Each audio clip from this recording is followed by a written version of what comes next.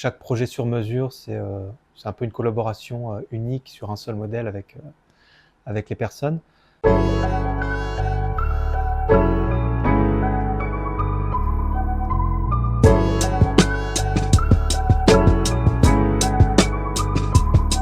Il ne mesure pas le temps, il le façonne. À Vernon, Atelier Caradan crée des montres uniques en lien direct avec chaque client. Entre tradition et création sur mesure, découvrez un horloger pas comme les autres dans le nouvel épisode de Beyond the Scene. Attention, vous risquez de vouloir une montre rien qu'à vous. Bonjour, je m'appelle Julien, j'ai 40 ans et je suis créateur horloger à Vernon.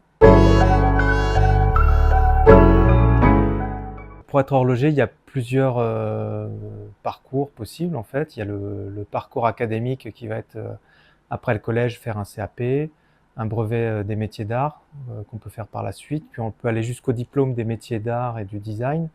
En tout, ça fait 7 ans en tout après le collège.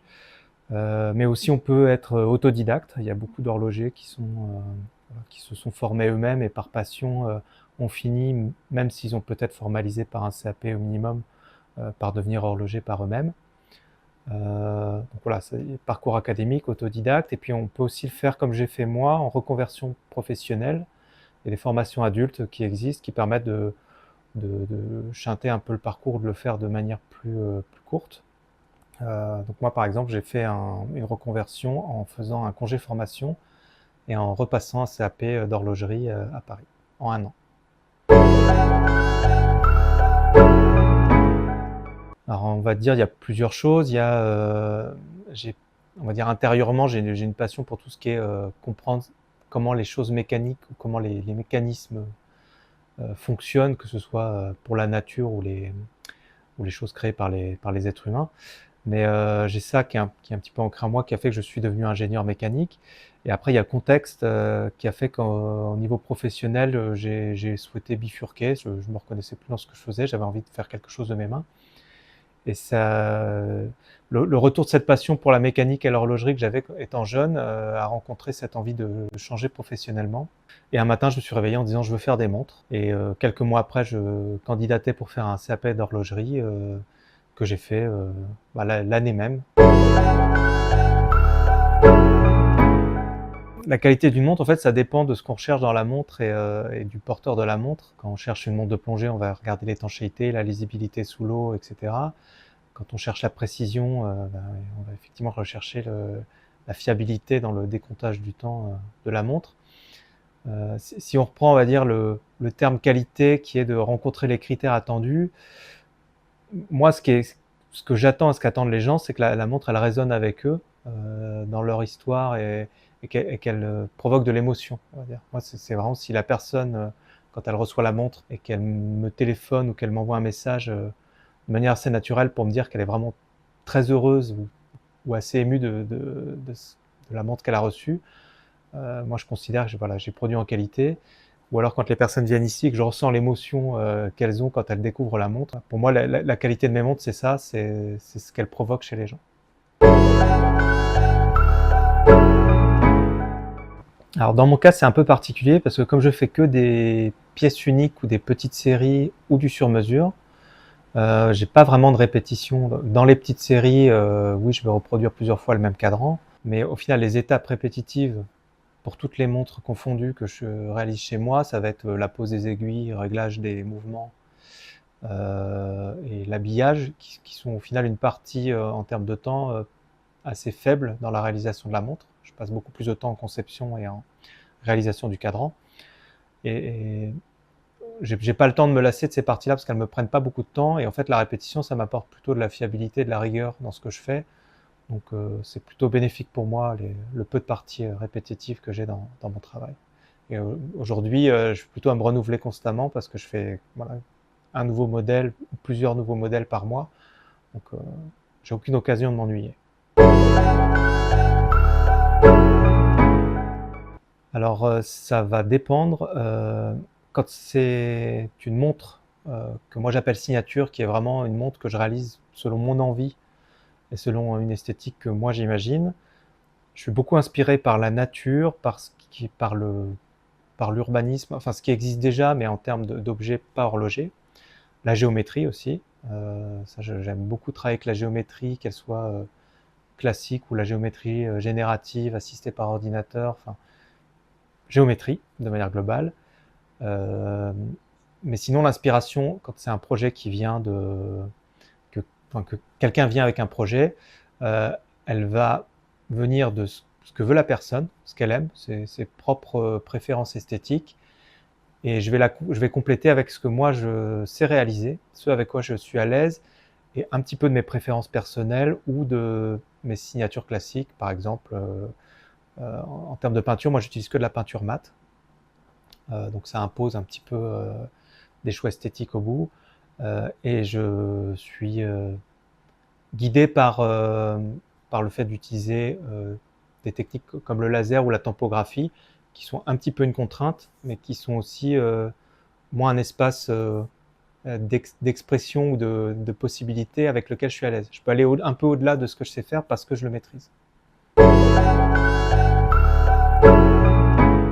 Chaque projet sur mesure, c'est un peu une collaboration unique sur un seul modèle avec les personnes.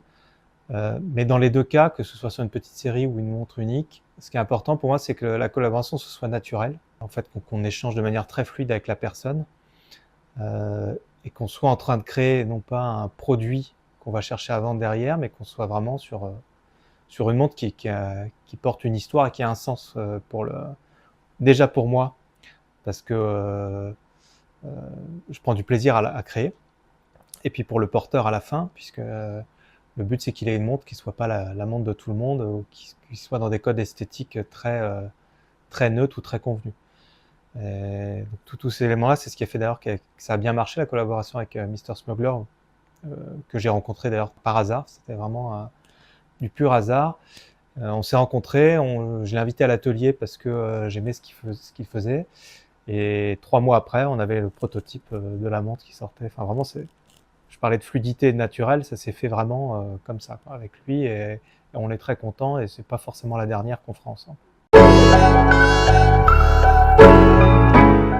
Là, j'aurais pas de nom à donner, mais il y a 2 choses que j'aimerais faire dans l'année à venir ou dans les années après, parce qu'il faut pas être trop impatient non plus. C'est collaborer avec des marques existantes, apporter moi mon côté décalé ou mes spécificités sur les cadrans auprès d'une marque qui elle a sa propre histoire et qui aura envie de réaliser voilà quelque chose de décalé. C'est déjà des choses dont j'ai discuté avec certaines marques. Donc il n'y a rien de prêt, mais je sais qu'il y a une envie aussi auprès de mes pairs. Et la deuxième chose, j'aimerais bien travailler avec des jeunes, alors soit designers, pas forcément horlogers, ou des gens qui sortent d'école, mais pour le coup d'horlogerie, pour faire soit des mini-concours, soit des projets de très petites séries, pour mettre le pied à l'étrier, on va dire, pour ceux qui souhaitent faire ça ou qui ont envie de faire quelque chose. Moi, ça me permettrait justement de rester dans le cadre de petites séries ou de pièces uniques, parce que je fonctionne vraiment que comme ça. Et en même temps, travailler avec quelqu'un qui a envie, mais qui n'aura pas forcément les moyens de réaliser une montre, ou qui trouvera pas la marque qui voudra bien faire ça, ou qui voudra bien, mais avec beaucoup de contraintes, et le fait de faire 200 pièces derrière. Donc là, moi, c'est vraiment quelque chose que j'aimerais faire avec des jeunes créateurs. Alors, mon étape favorite, c'est la réalisation, le bout de la réalisation du cadran. En fait, quand j'ai mon cadran fini et que je le mets dans le boîtier, que je fais vraiment les essais, et que je compare ce que j'ai réalisé avec ce que j'avais en tête ou ce que j'avais déjà dessiné. C'est vraiment la partie qui me plaît le plus. Elle peut parfois être décevante, mais de manière générale, c'est la partie que je préfère, parce que voilà, c'est fini, c'est là, c'est dans la boîte, et je peux le regarder à la lumière, je peux l'observer dans tous les sens, et j'ai la satisfaction d'avoir réussi ce que je voulais faire.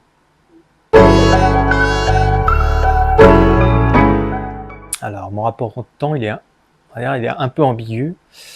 J'ai un rapport au temps très différent entre le temps court et le temps long. Le temps court, qui est vraiment le temps qui est dans la journée, qui se compte en heures, je suis plutôt quelqu'un de très ponctuel, et je segmente très bien mes étapes, je sais très bien faire mes étapes, et arriver au bout de ce que je veux dans le temps imparti dans la journée.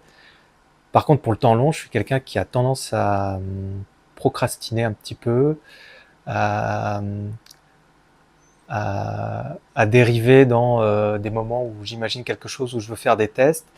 Et le temps long, je suis un assez mauvais planificateur sur ce qui est dans 2 semaines, 3 mois, 4 mois. Donc voilà, j'ai un rapport au temps très différent entre les deux. Quand je vois loin, je digresse beaucoup et je me retrouve à devoir trouver des stratégies pour de nouveau être à l'heure le jour où je dois rendre quelque chose. Et par contre, dans ma journée, je suis plutôt carré sur ce que je fais. Si on parle de l'horlogerie en général, je suis pas trop inquiet pour l'activité horlogère parce que notamment en France, c'est quelque chose de très stable. Les gens ont toujours continué à acheter des montres et continueront d'en acheter. C'est vraiment un objet qui fait partie du quotidien, même s'il change un petit peu de fonction au fur et à mesure. Il donne un peu moins l'heure, mais il se porte toujours. Pour ce qui est de mon activité à moi propre, sur la création de montres, je suis assez confiant, ça fonctionne bien et ça me plaît.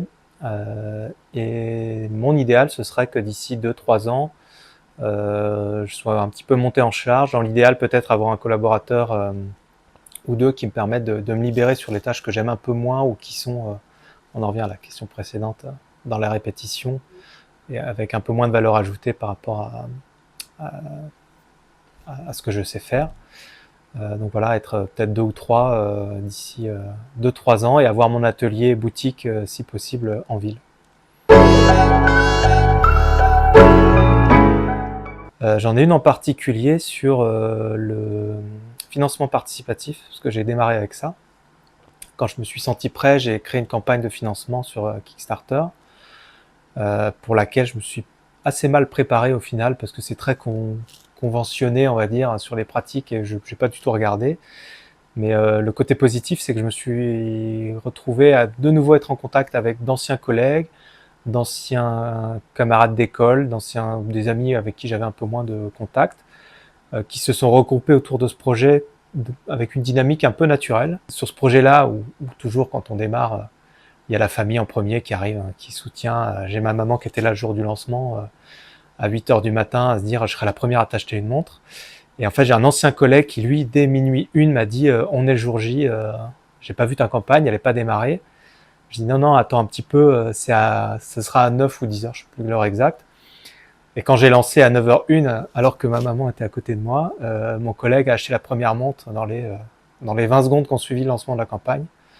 Et je le remercie d'ailleurs, c'est Baptiste, qui a été vraiment le premier acheteur et premier client, et le premier à réceptionner sa montre. Voilà, l'anecdote, c'était que j'ai repris contact avec des gens avec qui j'avais perdu contact, dans une dynamique très différente, parce que c'était pas le milieu professionnel ou l'école, c'était vraiment assez naturel et sur une passion un peu commune qui était les montres.